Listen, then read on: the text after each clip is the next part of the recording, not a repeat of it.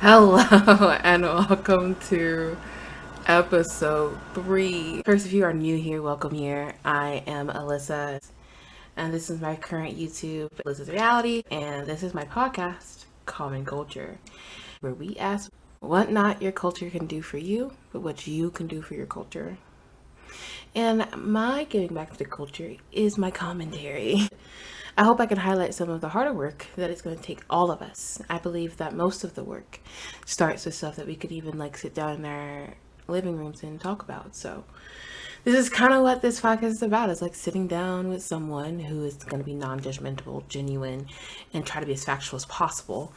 Talk about the different cultures that exist in our society, from rap culture to queer culture to what we're going to talk about today, which is dating culture. So many podcasts out talking about what men want, specifically in the Black community. There has been this, I wish I had the numbers, increase of Black podcasts in the past 2 years, but less about the podcast, because I love that. I love that I can hear people's opinions, stories. There's never enough storytelling that can be brought into the world, in my opinion.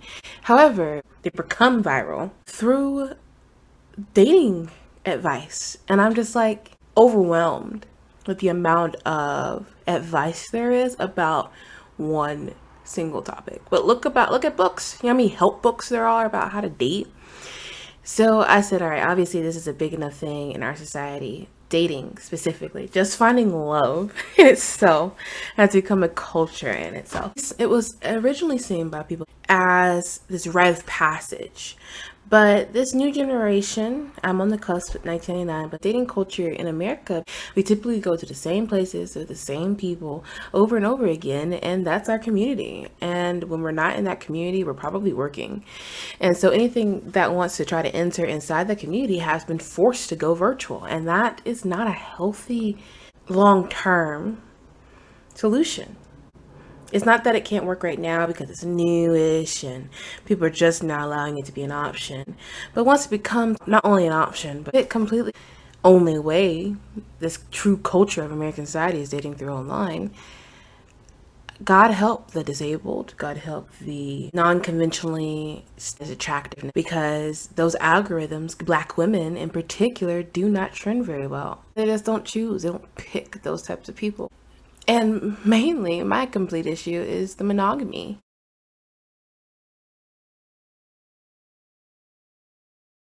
I believe in polyamory, and I am polyamorous. Whereas there are no examples of that because of this certain standardized way of in dating culture.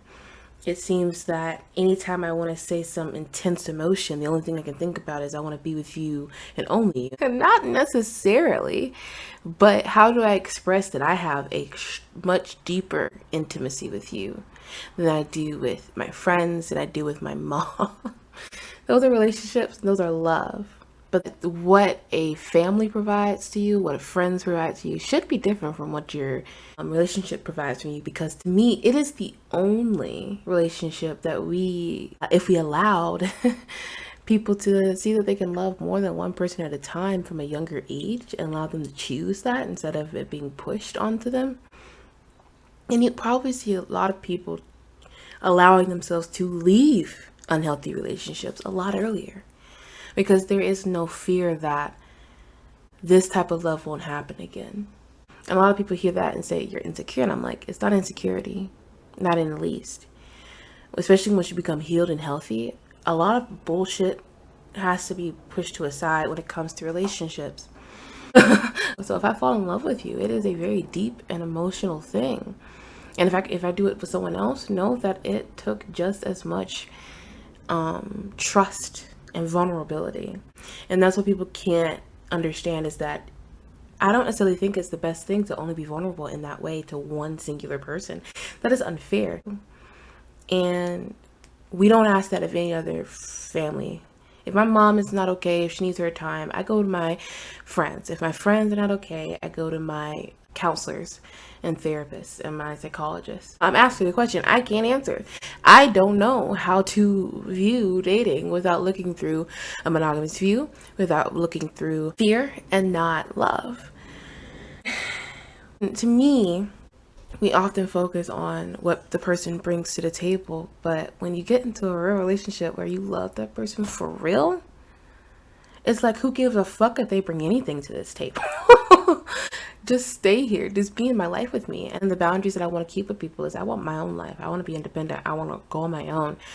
But I want you to be in my life with me while I do it. With an intimate partner, not a friend, an intimate partner, that time is required. Can't go several months without hearing from you. But the best thing about a friendship is that when it's real, you can disappear for months and you pick back up right left off, right? Dating culture. It's probably the only one in my podcast where we truly don't even think about what we can do to help this culture. I think in every other episode I'm going to talk about, everyone has thought about how this culture needs to change. It's literally the people asking other people in this culture to change compared to trying to change the culture of dating. And the only way you change the culture of dating is by trying it in new ways you've never done it before. And if it lands in heartbreak, well, at least I know that's not the way I want to do it again, because if I do it like that, it probably won't lead to that again. Or maybe it didn't work with that particular person. At least I'm doing it in a way that's free. That's boundary filled, but not hindering to me. I don't want to have monogamy hinder my life and what I can do. And that's what it feels like when I participate in it. I'm not trying to get people to only be monogamous or only be polyamorous. I want to experience what the culture will look like when both are present at the same time. And I think that is literally what we can do for dating culture, is release ourselves of standards, rich, poor, working, non-working, because this society in particular is way too complicated. You have to find out who that person is. And that may take a while because people mask up for real for a while. And you're not stupid for sitting in a dating situation with someone. It's just you're only sitting in a dating situation with that one person. And for me, polyamory just busts us out the window. Because me dating other people has no question on us, for one thing. And two, when people grow and I have to grieve you, I can grieve our loss correctly. It allows that loss to be a little bit easier. They are your world when it comes to romantic feelings, but you are not my safety and security. You are not where I find love in myself. And when you apply those standards to yourself of I'm not going to let anyone love me in a way that I wouldn't at least want to love myself, you have to at least love me the way I love myself to be in a relationship with me. And multiple people fit that bill. People try to find these standards and say this guy over this guy. And it's I see no difference. You were still just as flawed. You're still going to have things I want to have to learn how to work through. I'm still going to do the same thing I would do with any other person I was with. I'm pansexual. I have a wide array. But I am definitely not going to be partners with all of those people. And so, yes, you should feel special. You're in a particular set group. And a lot of people, but I feel like people who fight against polyamory are specifically insecure and with the need of trying to feel special. And I'm letting go of that. I'm letting go of that need to feel special to anybody else other than myself. And special doesn't mean any merit. For me, special means because God loves me and that He gives me His grace. And that I'm here another day. That's what love for me means. And giving that to you is my decision. And I do not give that away easily. So no matter if it's 1 people or 5 people, know that you're a part of a specific select group of people who I can deal with in that way. Well, thank you guys for joining me on this episode. I feel like this one was a really nice one where it wasn't as educational minded or political minded. It was really just like personal opinions, because that's the best you can do in dating. This is not something you can socially pick up, socially learn how to do. It truly is. You got to put yourself out there and try over and over again until you figure it out yourself. And you don't have to want to try right now.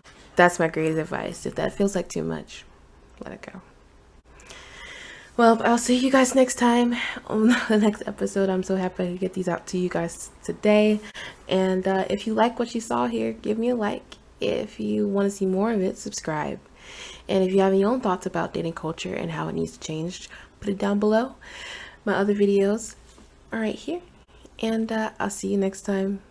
May my faith be enough for us both.